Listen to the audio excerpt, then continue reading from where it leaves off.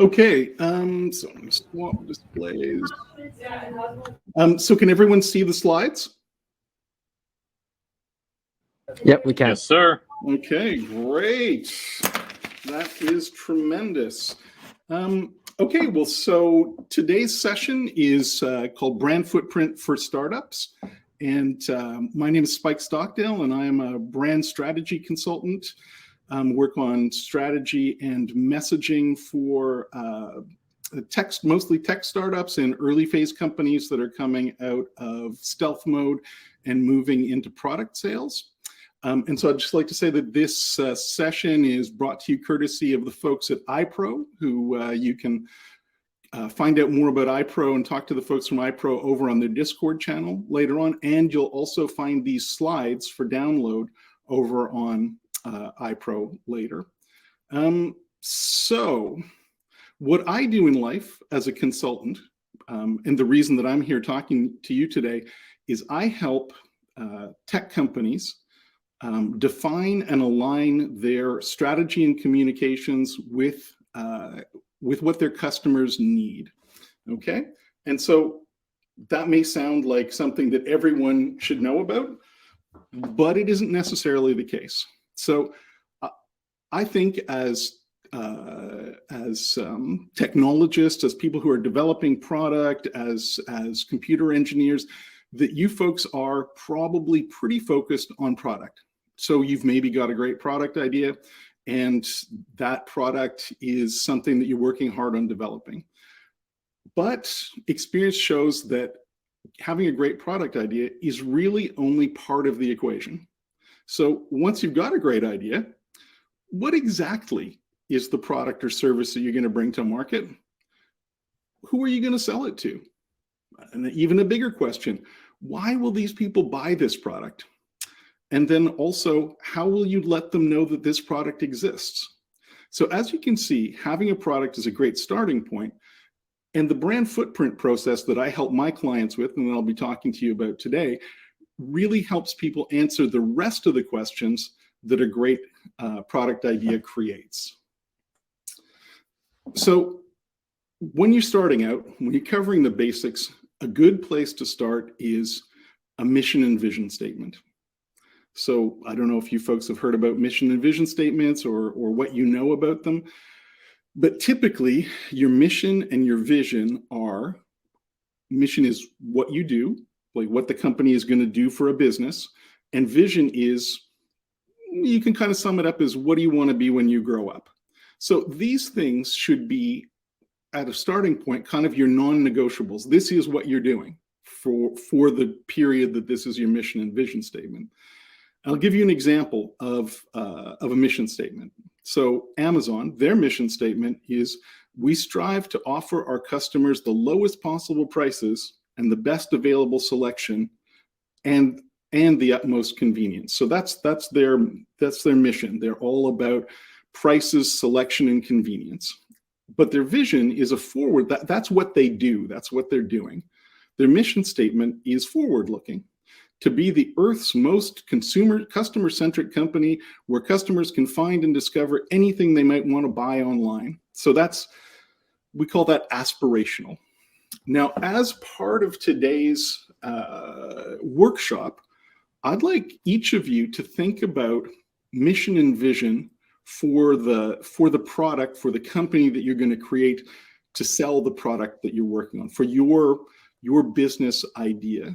So if you want to, while we're talking and later during the question period and maybe even after, take some time and work up a mission and vision statement. And you'll see at the end of the presentation, my email is there.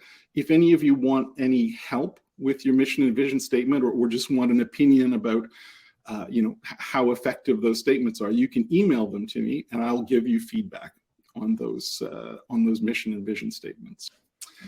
The takeaway that I want you to get from this is, knowing who you are and what you want to become matters. It may not matter right now while you're still developing the product. It may not seem to matter, but there will come a day when you have to make decisions that knowing these things will matter to you. So the next step, so that's the first step that I usually take people through in the brand footprint process.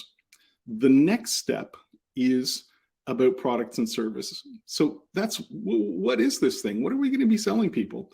So the first question I ask people is, what do you make, sell, distribute, do? Like, what is the idea here?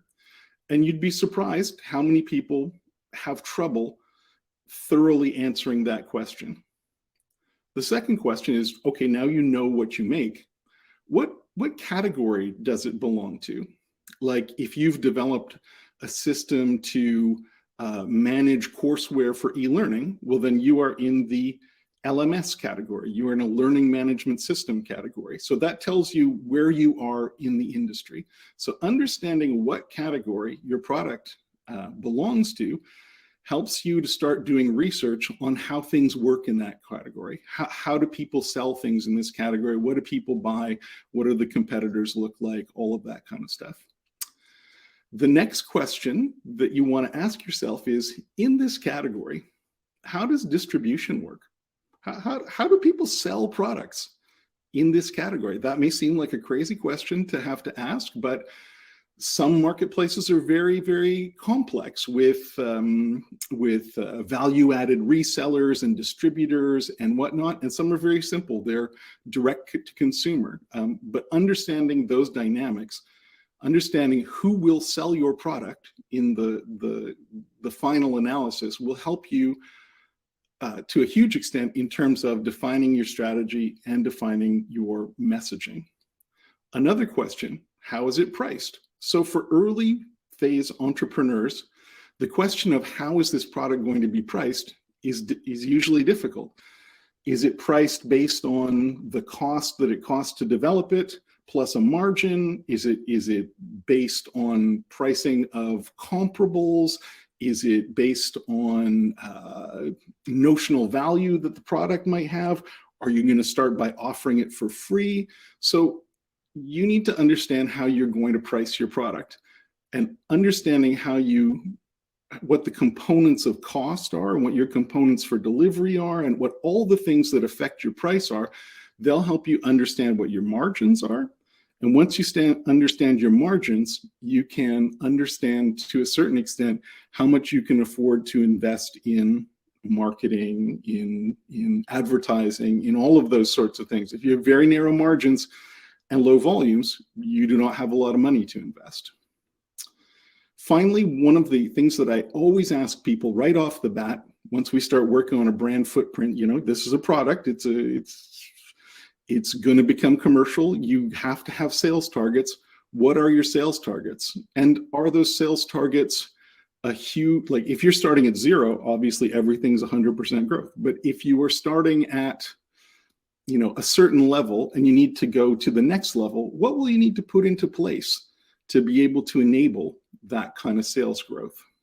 So those are all the questions that are sort of adjuncts to what is this product that I'm selling. And I guess the main takeaway here is, don't ever view your product as a standalone, even if it's a really innovative product, unless you're unless you're patented a way for humans to have a second head or something. You have competitors. They may not be direct competitors, but there's a category that you fit into, or you're going to start a new category, but it's important to understand. So always understand the mechanics of the category that you are going to compete in. So once you know that, once you know the category that you're going to compete in, the next thing is to understand what are the dynamics in your category. So if you are selling something in a brand new space with low competition, it's a revolutionary product, you probably don't have a lot of comparables, you are in what's called a blue ocean. So that is the analogy there. The red ocean, blue ocean is, in a competitive market, there are sharks in the water, and those sharks are biting people, competing for dollars, and so the ocean is red with blood. So you want to compete in the blue ocean. If you're in a red ocean, you really have to sharpen your competitive approach and really understand where you're going to fit in. And so that red ocean idea, the idea of a competitive or a mature market, brings us to the next thing that you have to understand in market dynamics, which is if your market is competitive, what strategy will you take to try to find an audience within your market? And so, the classic model is the Porter model. You can look him up, Michael Porter, very interesting business theorist. So, and he says there's really only three strategies. So there's low cost, and low cost is not usually a great strategy. There's differentiation. So I make something different than everyone else. And then there's niche focus, which is I look for a very narrow market to target my product to. So maybe your product is, I don't know, maybe it is widgets for the heating industry or something. But it's very narrow. If you narrow down, then you can answer the questions that are most important to that narrow market. So competitive strategy, important to understand which way you're going to go with competitive strategy. And the takeaway here is that market dynamics are going to be, in part, they're going to influence what your competitive positioning is. Because if your market is really wide open, you get to choose your competitive strategy. If your market is very, very competitive, well, you might have your competitive strategy dictated to you. So the next thing is, based on all that we've learned in the first couple of steps, competitive positioning. So what we want to do when we're trying to develop a positioning for a brand is we want to understand who the competitors and alternatives are. We want to know on some level what they do better or worse than us. And we also want to understand what are our strengths and weaknesses. And one way to talk about strengths and weaknesses is to do what's called a SWOT exercise. And you guys can look this up, you can Google it. SWOT is strengths, weaknesses, opportunities, and threats. And this model, the strengths are usually things that are inherent to your team and your approach. Weaknesses, same thing, things that are inherent to the way that you do business. Opportunities are usually market factors, like what are there outside market factors that provide an opening for you to do something new or take advantage of some opportunity. And then threats are exactly that. Is there somebody out there lurking that's going to eat your lunch, or are there regulatory issues that might be a problem, or do you need massive funding to do this? Like, threats is outside factors that are going to affect your business model. And so that's doing a SWOT analysis is a quick, fun way to figure out, okay, well, how good of a business model is this? Are my strengths and weaknesses and the opportunities lined up versus the threats so that this makes sense to do? So my takeaway here for people, and I hear this all the time from technology companies, is we have no competitors. My product is new. There's no competitor to this product. And that's just lazy. There's always, even if you're creating a new market, there's always somebody competing for the dollar that you want to get. That dollar is being spent somewhere, and there's always something to be learned from where and how the dollar that you want is being spent. So don't be lazy about looking at competition. Even if what you're doing is very novel, there's somebody else selling something equivalent who's getting the dollar that you want. Find out who that is and take a look at that person. The next thing we have to do is talk about audiences. Okay, so this is where things start getting a little bit different. Who are you going to sell to? Who are you going to sell to? So what are your key markets?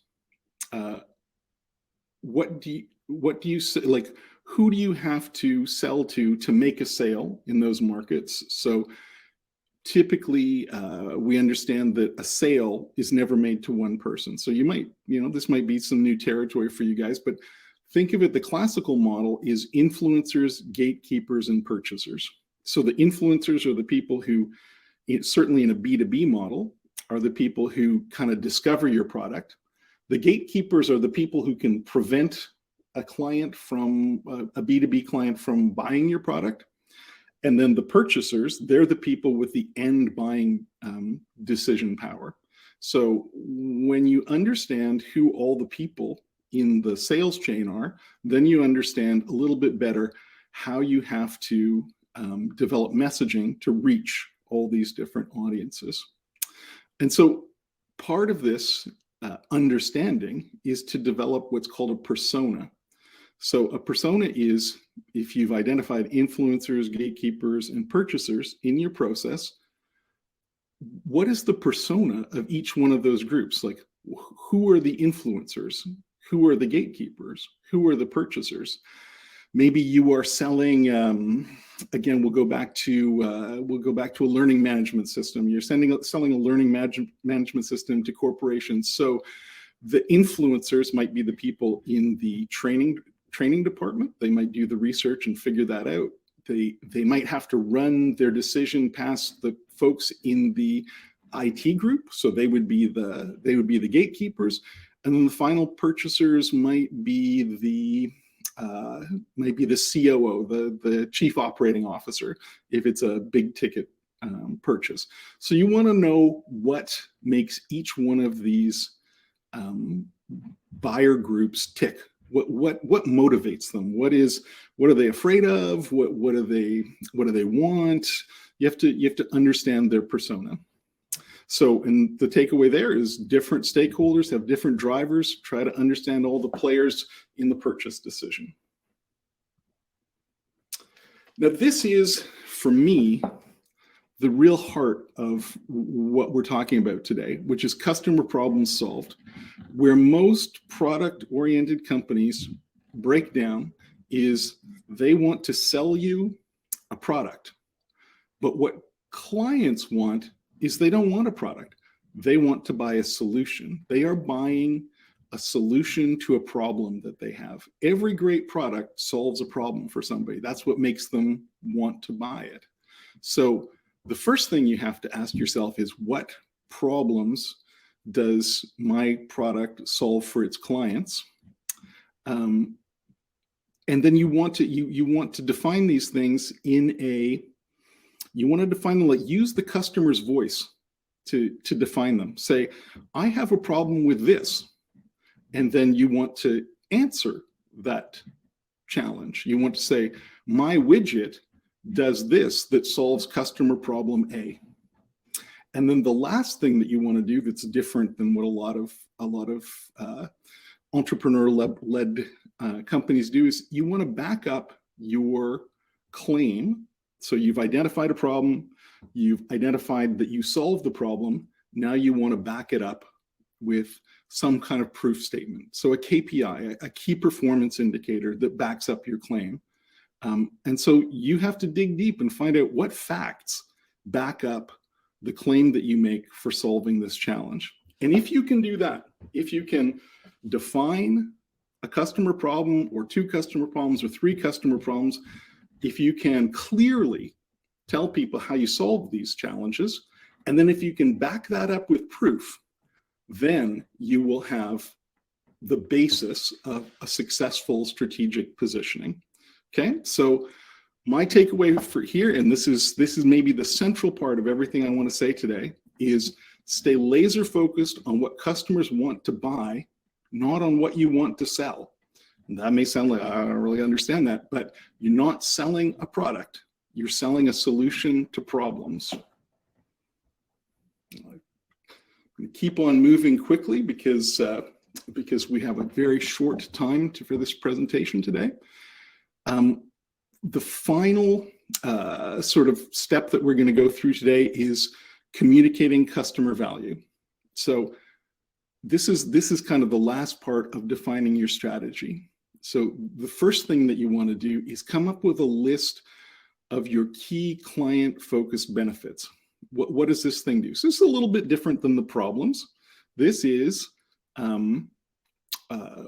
what positive outcomes do we generate? So it's not a feature list. It's not a feature list. It is a list of benefits. Now, there are features that would drive these benefits, but remember, you're always looking at client-focused benefits. The second thing is a value proposition.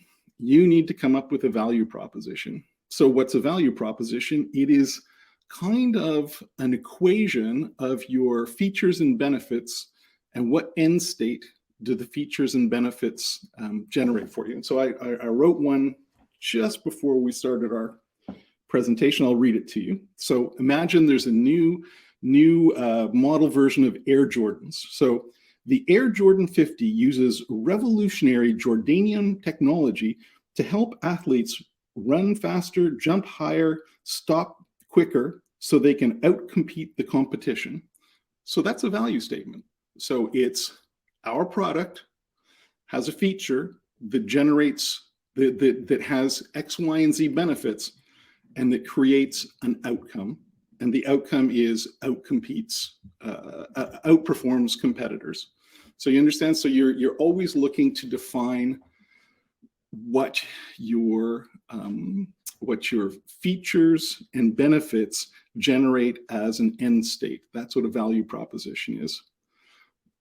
Next thing you have to do is differentiate or position your offering versus competitors. So it's not good enough to have a great value proposition and good benefits.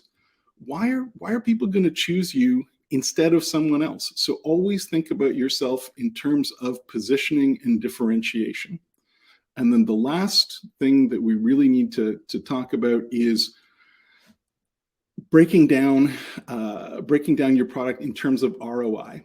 So when somebody buys your product, and there's, ROI can be very hard or very soft. If you're selling a B2C product, it may not have a hard ROI, but you always have to think about, for the $20 that you spent on X, you get X, Y, Z end state, right? So why am I going to put my money into this? For B2B, it's easy. This platform will let you automate tasks that save money and accelerate performance. That's an easy ROI. And then you want to quantify it. But you've always got to think about, everyone's got a limited number of dollars to spend. Why is your product a good investment? Why is its return on investment superior? And so out of all this, the takeaway is communicate your values, your value, not your features. Okay, so that was basically a sprint through the strategy portion of the brand footprint process that I do with my clients. Usually it takes about 20 hours to work through this process. So I am gonna, I just want to mention again, if you folks want to submit a mission and vision statement for me to review, my email is spike@spikestockdale.com. And you can find this presentation in the on the IPRO Discord channel if you want. And so I'm going to stop sharing and I'm going to open it up for any questions that anybody might have. Oh, now I can see everyone's faces.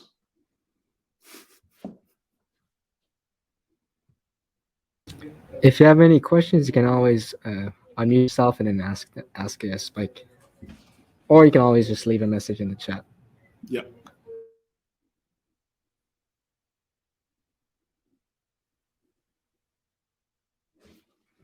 Thank you for the presentation. Thank you.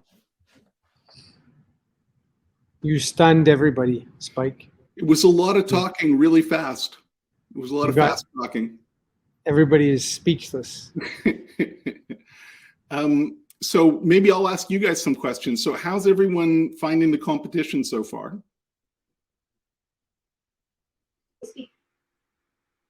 You all got great products. It's so much fun so far. We've gone through like so many ideas and stuff, and it's really great to like the opportunities for the themes have been really great. Amazing.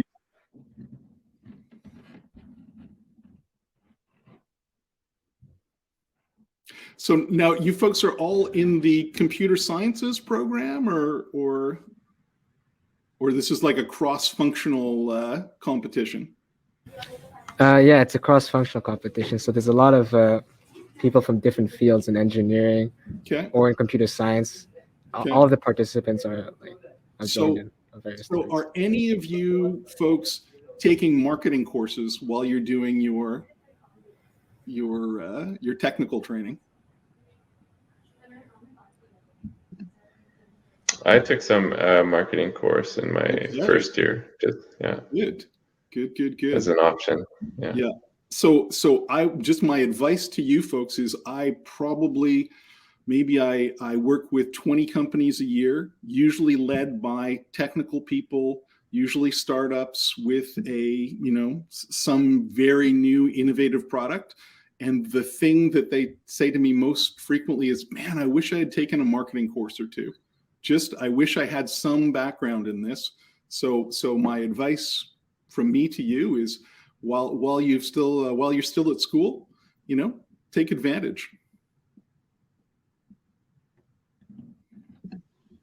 I've got a quick question about the mission statement, and does the value proposition kind of extend a little bit from the mission statement, or can it have some similarities there? Yeah, they can be built on each other. And I think I'll make a point here. When I was talking to one of my colleagues before, mission and vision, I always think of, you start with mission and then you build a vision. But they made the very important point that, some people start with a vision. Some people have an idea of, like, I see a great whatever. It's fine to start with vision and then define your mission. And your value proposition should sit well with your mission and vision statement. Like, your mission and vision statement should be harmonious with your value proposition. But your value proposition has to get a lot more concrete about features, benefits, and end state. Right. Okay, that makes sense. Thank you.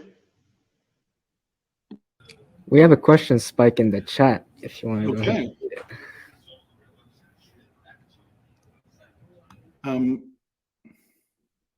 Okay, so after going through this whole 20-hour process, what are usually the next steps broadly if the whole plan looks good until you reach market? Well, that is a great question, and one that I get all the time. So once you go through that 20-hour process, you develop your core market, your core messaging, right? And then usually we are looking at either redoing or doing a first website for a company, creating their sales documentation, and starting to find the right channels to use to promote the product. So if it is a B2B product, often we'll be looking at a strategy for LinkedIn, and we'll be looking for distributors, and we'll be doing all that sort of stuff. But it starts with, all of these things start with communications, right? So if you're a new company, companies often come to me, they have an initial website that they did. We go through this process, and then we create a more customer-facing website. We create sales documentation, and then we start going after the market based on those things. Then you start putting together a marketing plan. Then you start spending on whatever the marketing channels that you have. You try, influencer marketing or content marketing. You do your SEO. You do your pay-per-click, all of that sort of stuff. But this is really the wind up before you start really marketing. Does that answer your question?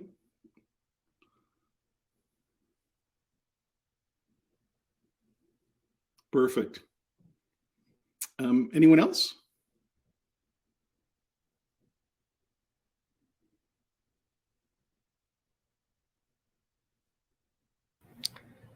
Well, if there's no more questions, then I think we are end of the time. Yep. Okay, that's 3 or 6. So yeah, I guess that's the end of the workshop. Thank you so much, Spike, for the amazing workshop, I honestly think that students can apply that to their pitch, and it can be really helpful for them. I hope there was something useful in there. It's a different framework for thinking about what your product means and how to bring it to market. Yeah, I can't agree more. All right, so thank you so much, Spike. Thank you.